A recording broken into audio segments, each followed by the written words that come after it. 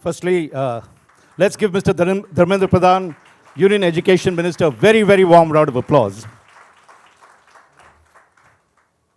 We know he has an incredibly busy schedule. You must have seen him in Parliament yesterday in the thick of a debate, as well as today. He's just tabled one of the statements and he's rushing back to the Parliament. So we have him in limited time here. And Mr. Pradhan, thank you very much for gracing this occasion that's here. Mr. Pradhan actually deserves many, many congratulations. The first is for his massive win from the Sambalpur constituency in Odisha. Let's give him a very, very warm round of applause for the Lok Sabha. I was there covering it, and we have an old joke between us, but we won't discuss that at the moment. The second is also for the massive win that the BJP party won in Odisha, and I'm saying that particularly because it was Mr. Pradhan, who I know is the one who advised the party that do not have an alliance with the Biju Janata Dal with where Naveen Patnaik was headed, but go it alone. We have the confidence of win, and so his confidence has been vindicated. And the third, congratulations. How many times? The third one is that he has been reappointed or renominated or redesignated, or what should I call it, but he's again the Union Minister of Education. That's a great, great boon because he had shepherded for 3 years, and he is now in charge of one of the most important things that we are doing ahead, which is the new education or the national education policy, that the implementation of it. Of course, as soon as he joined, he's faced really heavy weather. We have seen what happened to the NEET entrance exams, and that is one of the issues that has sort of engaged the education community across. And Mr. Pradhan has very quietly and piloted the entire debate and the controversies, keeping it away from politics.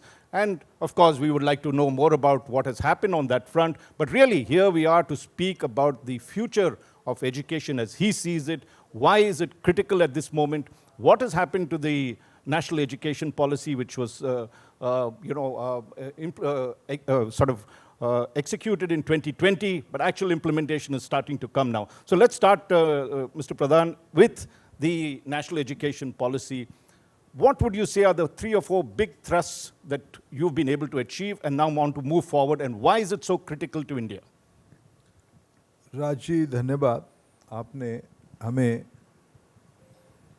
Continuously India today best college award giving ceremony में बुलाते रहे. मैं आपका आभारी हूँ. It's a nice coincident. Today is 30th July. Today is the beginning of the 5th year of National Education Policy implementation. Wow. Yesterday only we completed 4 years of our journey after the new policy, National Education Policy 2020, जिसकी after 35 years we could envision a philosophical document. For me, it's not a simple booklet of 60 pages. It's not only another policy document of Government of India or any state government or any corporate house strategy plan. It's a philosophical document for entire universe, entire globe. There are regions. Why I am little bit, if you'll pardon me, I am little bit adamant on this issue, little bit aggressive on this issue. India being a young nation, demographic dividends will be there for next 25 years. This advantage will be there for next 25 years with India. In the next 25 years, when country has a target of developed country, national education policy, young population, this churning, this synthesis will not only bring good things for our country, innovation, new ideas, new technology, we have ambition to become a producing economy.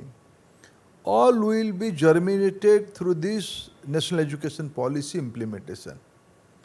इस महत्वाकांक्षा के साथ भारत अपना राष्ट्रीय शिक्षा नीति को लागू कर रहा है। अगर मैं 3 पॉइंट में इसकी प्रायोरिटी एरिया गिनाऊंगा, what are the priority area for me as an administrator? I am not an educationist. All respectable educationists are there. With their advice, with your scrutiny, you are a great auditor. Media houses are supposed to audit and in the right perspective.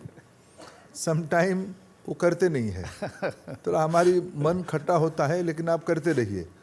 Audit in a democracy, audit, scrutinizing and criticism always put us in the right track.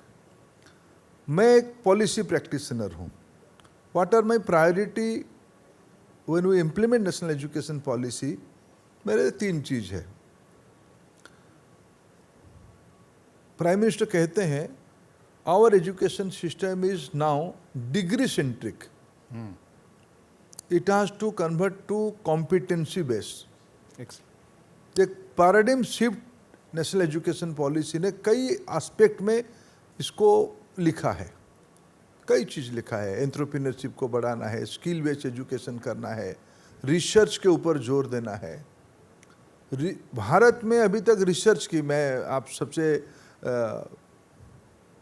क्षमा याचना करते हुए शब्द कह रहा हूँ, भारत की research, great professor Ramgopal साहब इज हियर, रिसर्च की, और कभी कभी उनको मैं पढ़ता हूँ, मैं उनसे सहमत भी हूँ. रिसर्च जब तक उस देश की सामान्य लोगों की वेलबींग में काम नहीं आता है, एक नया प्रोडक्ट नहीं निकालता है, एक नया इकोनॉमी वैल्यूशन खड़ा नहीं करता है, उस रिसर्च है क्या, कभी हमको सोचना पड़ेगा. इसलिए जो basic priority national education policy की है, हमें एक पैराडिम शिफ्ट करना है कि हमें डिग्री तो चाहिए, डिग्री से उसको कॉम्पिटेंस बेस की ओर एक कल्चर डेवलप करना. ये 1 साल से नहीं होगा, एक पॉलिसी के दौरान भी नहीं होगा. We have to create a ecosystem and culture, how to travel, how to transit, how to transfer from degree to competency.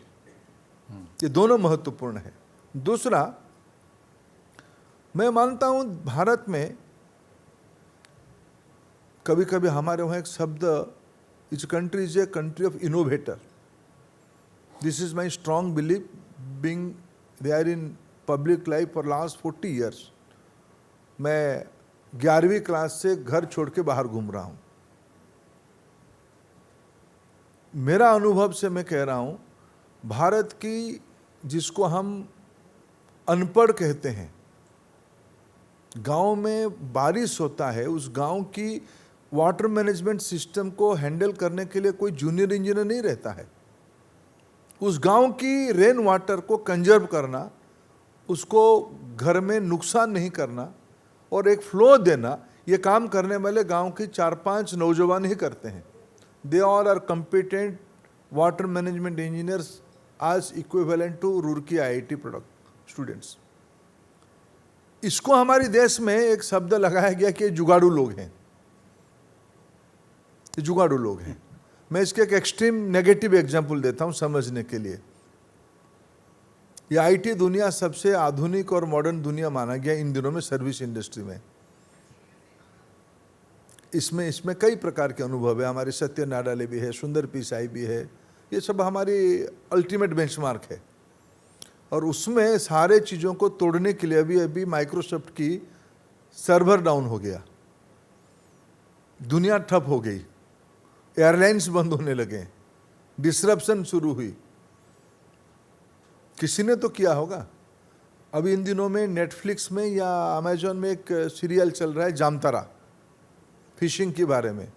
Jamtara की अंडर मैट्रिक स्टूडेंट बड़े बड़े आईटी कंपनी के फायरवॉल को तोड़ने की कॉम्पिटेंसी रखते हैं. My point is, this country is full of talents, full of innovators. इसको आप डिग्री की स्केल में दिखोगे, शायद हम पीछे रह जाएंगे. ये ट्रांजिशन, इसमें एक ब्रिज बनाने के लिए रास्ता ढूंढना पड़ेगा.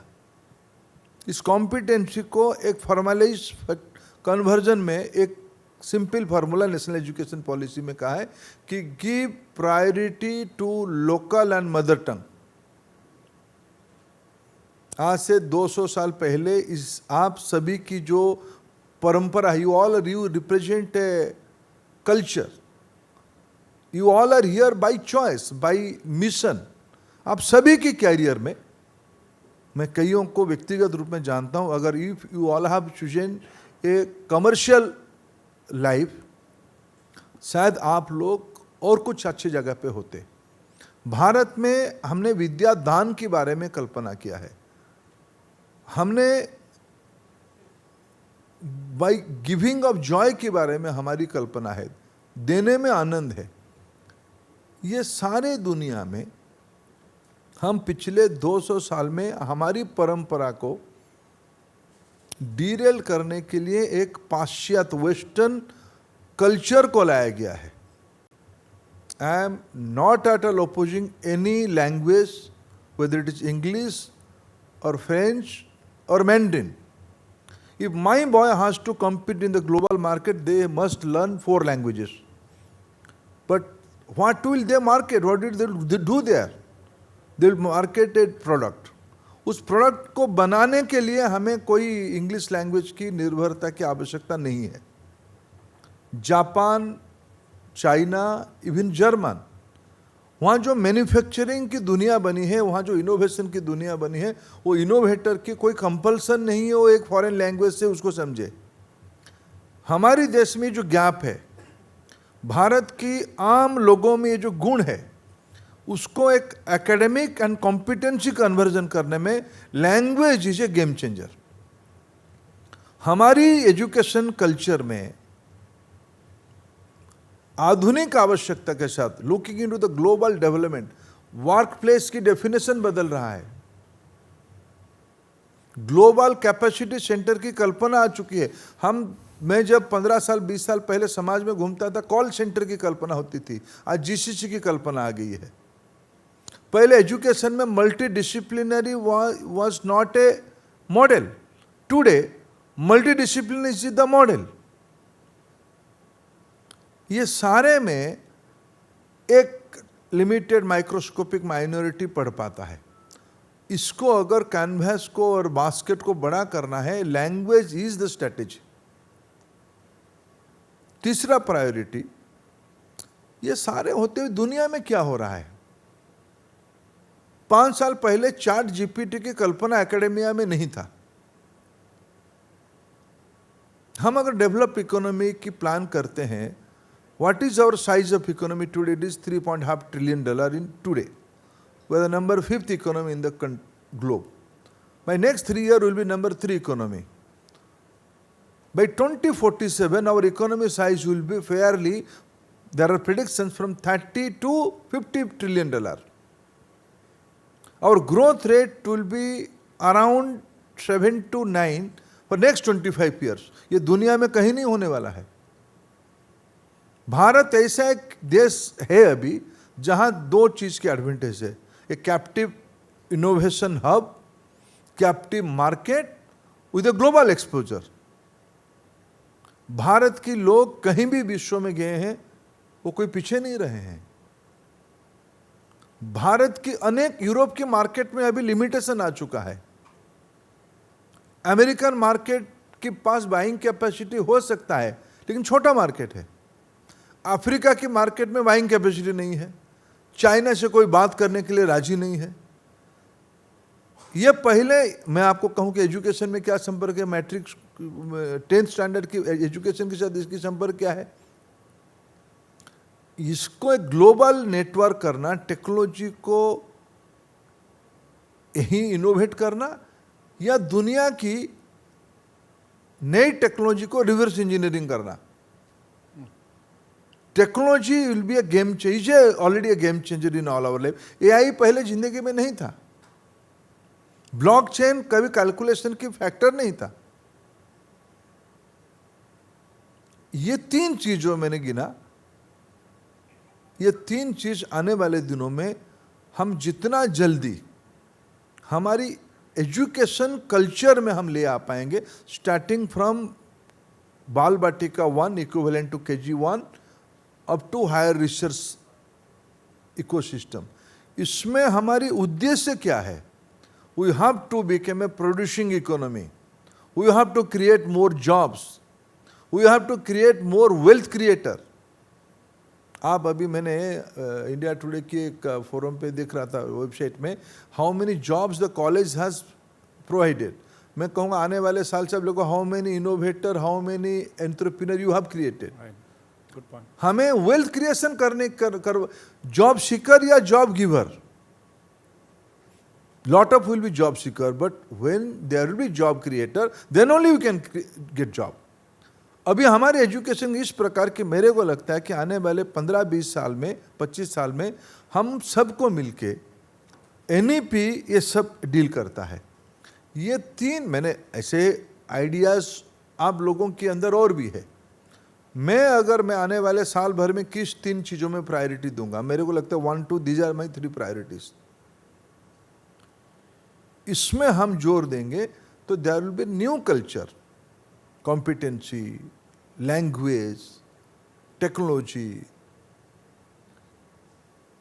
ये सबको प्रायोरिटी देने से there will be quality outcome.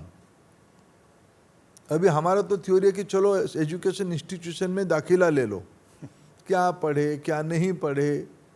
आजकल कॉलेजेस में आपके सामने सब पेरेंट्स टीचर मीटिंग आप करते हैं तो आप एक GPS की फैक्टर आपके पास आया है कि बच्चे की टेलीफोन, पेरेंट्स की टेलीफोन पे एप्पल भी एक ऐप बनाता है कि लोकेट करने के लिए बच्चा स्कूल में है, कॉलेज में है, यार कहाँ बैठा है। ये चैलेंजेस 20 साल पहले नहीं था, स्कूल कॉलेज जाना ही जाना है। अभी मॉल आ गया और कई कई चीज आ गई, चैलेंजेस है, अर्बन एंड मॉडर्न लाइफस्टाइल के चैलेंजेस है, इसको सोचना पड़ेगा। तो इसलिए एक नया कल्चर देश में एजुकेशन की बनानी पड़ेगी, ये मेरे को लगता है। Taking off from this very lucid 3-point agenda, which you said was the main focus, one of the things you mentioned was technology. And if you take a look at the national education policy, it focuses on trying to bring a lot of vocational education into this, skill education. My question is this. One is you have the IITs and we have a great representative here. The other, there seems to be a caste system, you have the ITIs. How do you change this caste system where the IITs get all the privilege, but if you go to a foreign country, the Industrial Training Institute, any graduate who comes or any diploma holder who comes there gets a salary that is very high compared to the rest, and yet in India, they are almost given what they call slum wages. They are not treated properly. What is your, will the new national education policy change that whole feeling, and what have you all done in this budget to ensure that the ITIs get the priority and not just the IITs? देखिए, दोनों को गाली मत दीजिए। कल मैं parliament में एक क्वेश्चन के आंसर दे रहा था।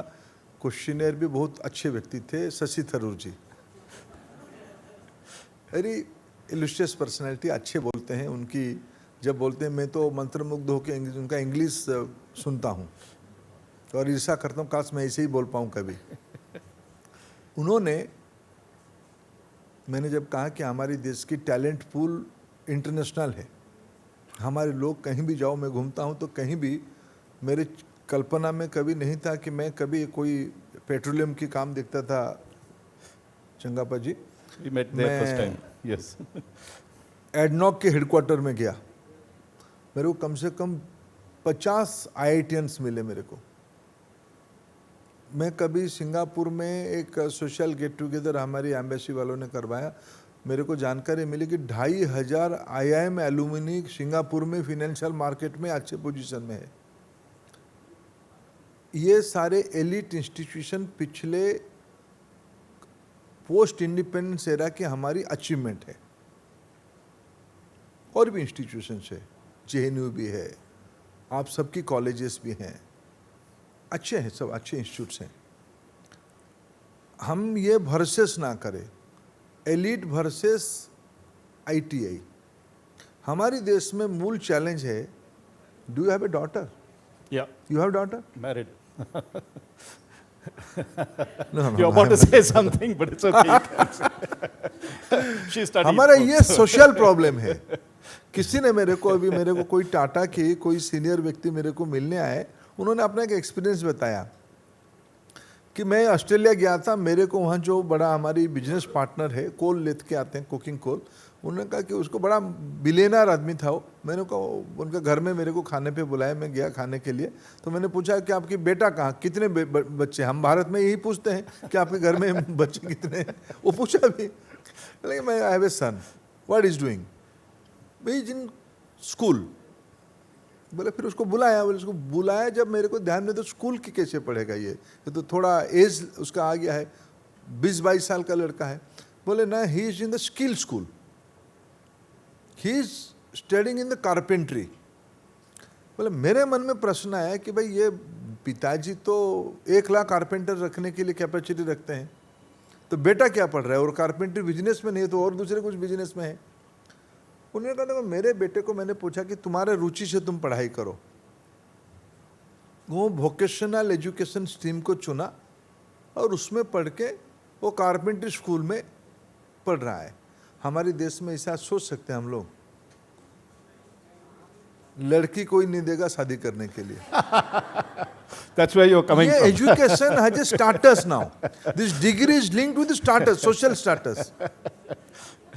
इस बार बजट में government has given priority in 4 area, it's employment, it's skill, it's middle class, it's MSME. What does it mean? We have a budget plan for next 5 years of around 2 lakhs crore rupees. We have a target to empower 4.1 crore youngsters to be beneficiary of all these initiatives. इसलिए ITI 1000 ITI will be identified, and nowadays when we are implementing NEP, and I think lot of DU affiliate and constituent colleges are there, हमें skill education को, a few days back a group came to see me, they seek my help, seek my cooperation, how do we certify, or how do we make it a formal course, what is the vertical।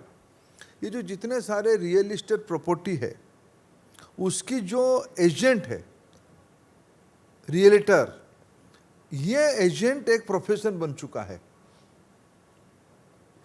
सिर्फ घर रहने के लिए नहीं, बड़े बड़े malls है, बड़े बड़े प्रॉपर्टी है, बड़े बड़े बिजनेस पार्क से, IT सेंटर से, इसकी एक दुनिया बन चुकी है। हमारी भारत मंडपम बना है।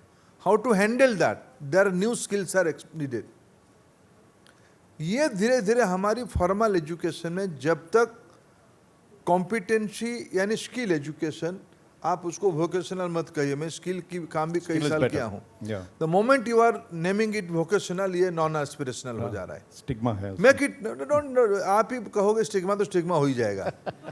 इसको कल्चर में बदलना पड़ेगा। हमारी बहुत सारे डेवलप इकोनॉमी में ये बैरियर को तोड़ा है, इस बैरियर को तोड़ना पड़ेगा, इसको एस्पिरेशनल बनाना पड़ेगा, उसकी पैकेजिंग ठीक करनी पड़ेगी। पैसा मिल जाता है, सोशल एस्पिरेशन जब तक नहीं जुटेगी, नहीं उसके साथ नहीं इंस्पायरिंग नहीं होगा, तब उसमें लोग नहीं आएंगे। ये थोड़ा समय लगेगा, लेकिन NEP ने बहुत सारा विषय पे कहा है। मैं जानता हूँ दिल्ली यूनिवर्सिटी के और देश की अनेक कॉलेजेस ने उसके बारे में, अनेक इंस्टीट्यूशंस ने, हमारी Indian institute of science Bengaluru, उन्होंने वहाँ की हिंदुस्तान एरोनॉटिक्स लिमिटेड से टाई अप करके लगभग उनकी CSR इनिशिएटिव से एरोनॉटिक्स मैनपावर बनाने के लिए 100 करोड़ रुपया खर्चा करके एक स्किल डेवलपमेंट सेंटर बनाई है। जब IIC में एक स्किल डेवलपमेंट सेंटर रहेगा, that certificate of 6 months training, 1 year training will get A stamp of IIC Bangalore, then it will be aspirational. I appeal to all the higher education institution, you must envision and आपकी students को क्या चाहिए, आपकी आस पड़ोस में जो काम करने वाले जो कम्युनिटी है, उनके घर की लड़के लड़कियां क्या प्रोफेशन में हैं, उनको भी आप आपकी कॉलेजेस में लेके आइए, इवनिंग आवर्स में लेके आइए, उनको भी कॉम्पिटेंसी की, और वो कॉम्पिटेंट है, उनको थोड़ा स्ट्रक्चर में डालिए, उनको थोड़ा सॉफ्ट स्किल्स और डालिए। आप उनकी आउटपुट को देखिए, आपको भी अच्छा लगेगा। इसकी एक होल कल्चर को ही बदलनी पड़ेगी। No, very good points on this one. One of the things that we saw also, since you mentioned the budget and its focus, education, school education I'm coming to, seems to have been allotted more money. And I'm saying seems because if you looked at the revised and budget estimates, there in school education, the ministry, union ministry, was unable to spend 7,000 crores that it was allotted in the previous budget. Now, what is the problem in terms of implementation? We know that schools is a concurrent, education is a concurrent subject. Where does the issue lie? Because you all seem to have the money, but an inability to spend that money. What do we need to do to change that? No, some state, unfortunately, spoke in political language, in the very unique language, very different language. देखो, मैं राजनीति नहीं करता हूँ education में। कुछ state के मन में आया कि हमें एक पॉलिटिकल कारण से राष्ट्रीय शिक्षा नीति को अपोज करना है। They started opposing national education policy for opposition sake. एक डेमोक्रेसी में कोई भी एक इलेक्टेड गवर्नमेंट को हम समझाएं कैसे? हमने एक शर्त रखी कि आपको राष्ट्रीय शिक्षा नीति को इन टोटो एप्लीकेशन में लाना पड़ेगा, तब जाके भारत सरकार की जो सेंट्रल स्पॉन्सर्ड स्कीम की पूरा फायदा आपको मिलेगा। आज administrator we design in that way. पिछले फाइनेंशियल ईयर में कुछ स्टेट ने, चुनाव शायद था इसीलिए उन्होंने एक पोजीशनिंग कर लिया, लेकिन पोस्ट इलेक्शन में देख रहा हूँ एक आधा छोड़ के almost all state are coming back to the government of India. They are promising and given written assurance to implement national education policy. हमें कोई आपत्ति नहीं है, उसको कॉन्टेक्चुअलाइज और लोकलाइज करके थोड़ा वो अपना लोकल फ्लेवर डालना भी चाहिए, वो भी कर रहे हैं। ये डेमोक्रेसी है, सभी की को स्पेस देना पड़ेगा, लेकिन नेशनल एजुकेशन पॉलिसी की इन टोटो स्पिरिट उनको लागू करना ही पड़ेगा, तब जाके। इसीलिए पिछले फाइनेंशियल ईयर में थोड़ा हिपकअप हुई थी, मेरे ख्याल से इस साल उसकी नहीं होगी। गवर्नमेंट ऑफ इंडिया लगभग 7% स्कूल एजुकेशन में और लगभग 8% हायर एजुकेशन में इस बार प्लान आउटले में बढ़ाया है। अगर उसको मैं, जब हम लोग दायित्व लिए 14 to 24 में अगर हम कंपैरिजन करें, हायर एजुकेशन में 78% बजट ग्रोथ हुई है और स्कूल एजुकेशन में अराउंड 40% बजट ग्रोथ हुई है। हमारी सरकार की प्रायोरिटी एजुकेशन के ऊपर स्पेंडिंग बढ़े, स्टेट्स की बढ़े, जैसे आपने कहा इसे कॉन्करेंट सब्जेक्ट, लेकिन पिछले साल की लो स्पेंडिंग शायद चुनाव के कारण हुआ था। इस बार इसको ठीक होना चाहिए, ठीक होने के सारे इंडिकेशंस हमें मिल रहा है। One of the programs is the PM Shri, and you talked of localization of that. Now, these are this 14,500 existing schools. You want to upgrade in this thing. But several states have not adopted that, and I think the 5 opposition states are Tamil Nadu, Kerala, Delhi, Punjab, and West Bengal, and are yet to sign this MOU with the center. And the reason they're saying is that these schemes only upgrade existing schools. Why don't you give it to new schools? One. Two is that, why are you calling it PM Shri? Why give it a term like that? Why not just Center Shri or something like that? Why name it after that? So there are 2 objections to it. One is, why aren't you doing new schools? That's the opposition point of view. And 2, those who are opposing it say it shouldn't be named PM Shri. It's taking credit away because we are also contributing to this scheme. राजी, झगड़ा तो आप ही लगाते हो। इसलिए मैं कह रहा हूँ, मैं am a student in front of Raj Singappa साहब। I have to appear in examination again and again, and he always वो तो हमारे अभी he always मेरे को अच्छा नंबर देते हैं, अच्छा नंबर नहीं देते हैं। भाई 1-2 राज्य आए नहीं, आप उनको फ्यू कहने की बजाय, मेरे इंग्लिश अगर सही है, there is a word few और देयर इज मेनी स्टेट्स, आप उनको मैनी कहोगे तो झगड़ा तो आप लगाओगे। 4 स्टेट तो मैंने दूसरा, मैं एक लाइटर मूड में कहा, दूसरा बेसिक चीजें देखो, कुछ लोग अभी इन दिनों में नया कॉन्स्टिट्यूशनल एक्सपर्ट बन गए हैं। प्राइम मिनिस्टर का कंसेप्ट ये कोई पार्टी का है क्या, या पहली बार प्राइम मिनिस्टर के नाम पे प्रोग्राम चल रहा है? हमने तो Narendra Modi school of rising India नहीं चलाया, हमने प्रधानमंत्री prime minister school of rising India चलाया। उसमें आपत्ति किस विषय की है? और सेंट्रल स्पॉन्सर स्कीम पिछले 4 दशकों से 40 ईयर से ये चलते आ रहे विभिन्न फर्म पे, 70s से सेंट्रल स्पॉन्सर स्कीम। ये और एक स्कीम है। अनेक हमारी पॉलिटिकली ओपोनेंट स्टेट होने के बाद भी वो लागू कर रहे हैं। अभी एक राज्य का मैं नाम लेना नहीं चाहूंगा, उन्होंने मिड डे मील स्कीम की पैसे को अपने राज्य की फ्लड रिलीफ काम पे लगा दिया।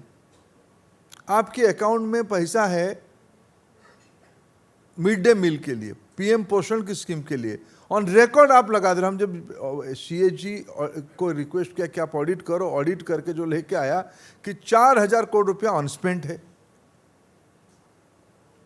तो क्या इनको डिसिप्लिन नहीं करनी चाहिए? क्या देश की फेडरल स्ट्रक्चर के अर्थ यही है? ये तो शायद इंडिया टुडे हमें रेस्क्यू करनी चाहिए, एक स्टोरी करनी चाहिए, उसकी व्हाइट पेपर लानी चाहिए। एक समय में देश के एक प्रधानमंत्री कहते थे कि हम दिल्ली से 1 रुपया भेजते हैं तो गांव में 15 पैसा पहुंचता है। अगर हम एक नए अकाउंटिंग सिस्टम पे कहते हैं कि it has to go to the beneficiary, इसको शर्त रखा जाएगा कि नहीं आप ये शर्त रखोगे तो हम एनईपी में नहीं आएंगे, ये शर्त होनी चाहिए क्या? ये हार्ड अर्न टैक्स पेयर्स मनी है, we all are custodian, it has to go to the beneficiary, लाभार्थियों को जाना चाहिए, बच्चों के लिए जाना चाहिए। किसी राज्य ने 4000 करोड़ रुपया मिड डे मील स्कीम पे अकाउंट में दिखाता है तो कुछ गड़बड़ है कि नहीं है? उसको हम पूछे कि हम सेंट्रल स्पॉन्सर स्कीम को जो आपकी बाकी स्कीम चले ऐसे ही लागू करो, हम कहना कोई गुनाह है क्या? तो ये पीएम श्री स्कूल के साथ हुआ, लेकिन ऑलमोस्ट ऑल जिन लोगों की there will be 1 and 2 after some time, it will be 1 and 2, उनको भी हम समझाते रहेंगे, समझा भी रहे। रोज मेरे को उन राज्यों की, मैंने कई मंत्रियों को राज्य की मंत्री आए, मुख्यमंत्री आए, मैंने गया भी वहाँ, आपकी क्या आपत्ति है? किसी कोई आपत्ति नहीं है, चल पड़ता है धीरे धीरे। डेमोक्रेसी राज चौंका पर साहब सबको समझा के लेके जाना पड़ेगा, हम लेके जा रहे हैं, I am confident. Finally, we run out of time. Just a quick update on the National Testing Agency. There was controversy over it. The NEET has now been. What is the latest update on that? Can we take it that the credibility and integrity of that entrance test will be strengthened and maintained? देखिए, हम शुरू से ही कुछ विषय में अपने stand को with clarity के साथ हमने रखा था। मैं थोड़ा आपकी फोरम को यूज करके एक विषय को बहुत स्पष्टता के साथ कहना चाहूँगा। 86 में जब एजुकेशन पॉलिसी कोठारी कमीशन बैठा था और कोठारी रिकमेंडेशन आया था, तब भी एक यूनिफाइड टेस्टिंग एजेंसी की कल्पना की गई थी, 86। सब्सिक्वेंट पीरियड में गवर्नमेंट्स इसके बारे में सोचे हैं, लेकिन पॉलिटिकल विल नहीं होने के कारण उसको इम्प्लीमेंट नहीं कर पाए। 2010 में लाटेस एक सरकार की, उस समय की सरकार की एक कल्पना आई कि हमें कुछ एक यूनिफाइड टेस्टिंग करने की आवश्यकता है। हुई नहीं हुई, उनकी कुछ वेस्टर्न इंटरेस्ट काम पे आया, उसको छोड़ दिए। फाइनली इस प्रकार की एग्जामिनेशन कौन करता था पहले? उसको करता था CBSE. CBSE is essentially education board, not a testing body, examination testing body नहीं है। Rightly government envision there should be separate, independent and autonomous testing body. out of that thought process, NTA came out. NTA को reform करते रहना पड़ेगा. कुछ challenges अभी ध्यान में आया. इन दिनों में NTA को एग्जामिनेशन कैसे हुआ, माल प्रैक्टिस हुई कि नहीं हुई, सैंक्टिटी ऑफ एग्जामिनेशन रहा कि नहीं रहा, इस विषय पे मैं जाना नहीं चाहूँगा. मैंने बहुत विषय पार्लियामेंट में उत्तर दिया है, आपके फोरम पे भी उत्तर दिया है, और मैं मेरे पिछले 2-2.5 महीना में एक PhD लिख सकता हूँ उस विषय में, जो जैसे मैंने बिताया. एक कभी लिखूंगा, कभी पब्लिक पॉलिसी, आप मेरे गाइड बन जाओगे. मैं पब्लिक पॉलिसी की एक अच्छा PhD करूंगा. शांति श्री के वहाँ जाकर रजिस्ट्रेशन भी कराऊंगा PhD का मैं, if you will permit me. अभी NTA ने हमने एक्स इसरो चीफ कस्तूरी रंगन जी की लीडरशिप में, Not Kasturi Rangan, the other. Sorry मैंने राधाकृष्णन जी, राधाकृष्णन. राधाकृष्णन जी की लीडरशिप में एंड एम्स की पूर्व डायरेक्टर डॉक्टर गुलेरिया जी की नेतृत्व में हमने एक 6 मेंबर कमेटी अपॉइंट किया. उन्होंने भी और कुछ एक्सपर्ट्स को उसमें बुलाया है, उनको इन्वाइटिस करके बुलाया, और हम उनको मैंडेट दिए हैं 21st सेंचुरी में हमारे बच्चों को एक zero error, transparent and accessible examination system बनाइए. Zero error, priority 1, zero error, transparent. इस काम पे वो लोग लगे हैं. उनको 2 महीना समय दिया गया है. अगस्त एंड तक उनसे एक रिपोर्ट की अपेक्षा है. ये बहुत सारे स्टेक होल्डर्स को मिल रहे हैं. मैं यहीं भी सारे एजुकेटर्स, एजुकेशनिस्ट और एक्सपर्ट्स को मैं अपील करना चाहता हूँ आपके प्लेटफॉर्म के माध्यम में, वो सब जाके अपना सुझाव उस कमेटी के सामने रिटिन और इन पर्सन वो दे, इंडिया टुडे भी दे, क्योंकि आपको भी इस विषय को रिपोर्टिंग करते हुए बहुत सारे फैक्ट आपके सामने आई है. आपकी भी एक प्रोस्पेक्ट बनी है, आपकी रिपोर्टर की भी एक प्रोस्पेक्ट बनी है. आप भी दीजिए कि भाई ये 4 चीज़ हमें और की इम्प्रूवमेंट की करने की आवश्यकता है. सरकार government is open to any kind of suggestion from anybody which is constructive. और हम उस माइंड पे एक नया NTA, रिफॉर्म NTA को भी अगले साल तक लेके आएंगे, और अगले साल एग्जामिनेशन होते होते इसके एक नया इम्पैक्ट दिखने को मिलेगा. हम उसमें आशावादी हैं. On that positive note, let's give the Union Education Minister, Dharmendra Pradhan, a very, very warm round of applause for speaking candidly and so lucidly. Thank you very much, sir.